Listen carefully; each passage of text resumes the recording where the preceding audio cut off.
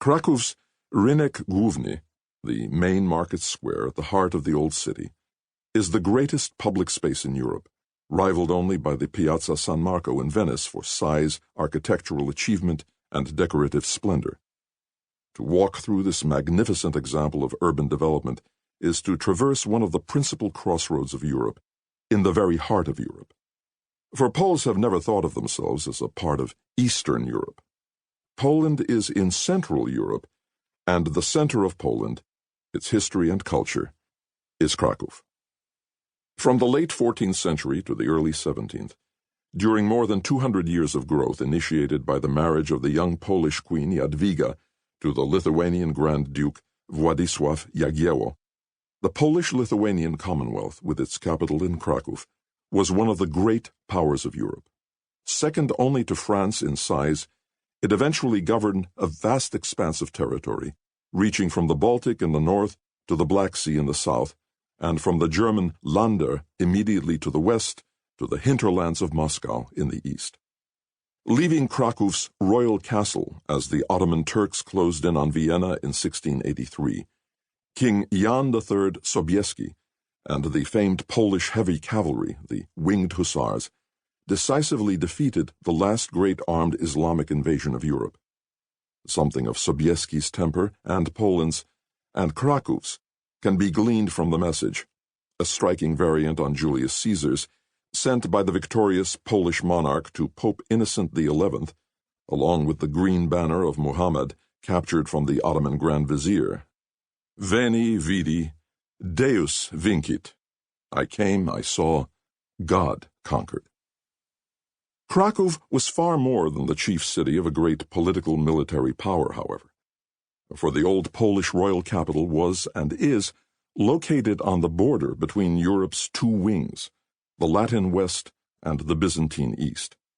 That location is reflected in the city's striking combination of architectural styles, in which the visitor frequently finds elaborate Baroque decoration inside churches crowned with onion domes reminiscent of classic Orthodox church architecture.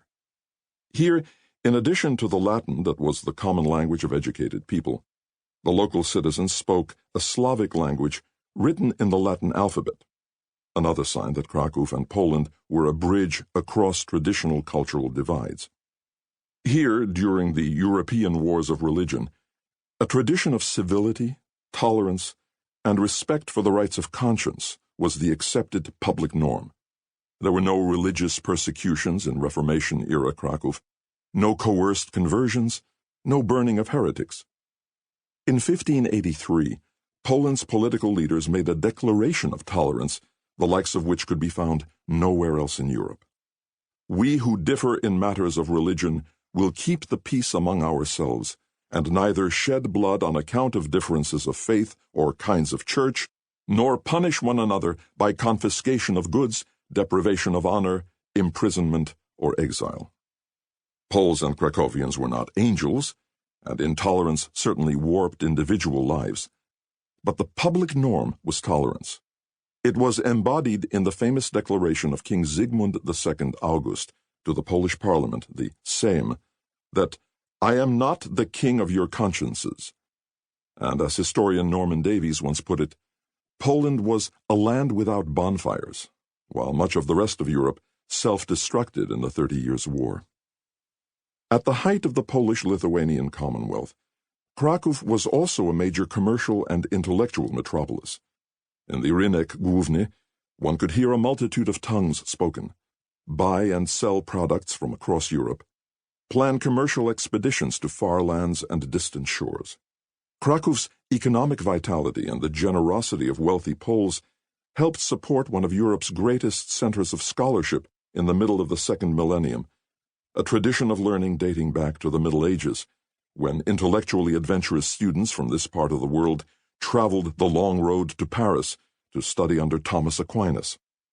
The Jagiellonian University, which was once sustained by the philanthropy of Queen Jadwiga, grew out of the Kraków Academy of Theology and gave Kraków, Poland, the Catholic Church, and the world, both saints and men of genius. Jan Kanti, a late medieval biblical scholar canonized in 1767, Mikołaj Copernicus, who changed the world's view of the world's place in the universe, and Paweł Wojtkiewicz, who at the Council of Constance in 1414 inveighed against the Teutonic Knights and their practice of conversion by conquest. Located above the Vistula River on a rocky promontory at the southern edge of today's Old City, standing watch over Kraków, is Wawel Hill, the Polish Zion. Wawel's royal castle and cathedral, a complex of structures woven together over centuries, draws one's gaze upward, evoking the great aspirations that made and make Kraków unique. The city ceased to be Poland's political capital in 1596, when King Zygmunt III moved the seat of government to Warsaw. Yet for almost half a millennium, Kraków, no longer a center of political power, has remained the cultural and spiritual capital of Poland. Today, the Polish Zion looks over a thriving city at the very center of Europe.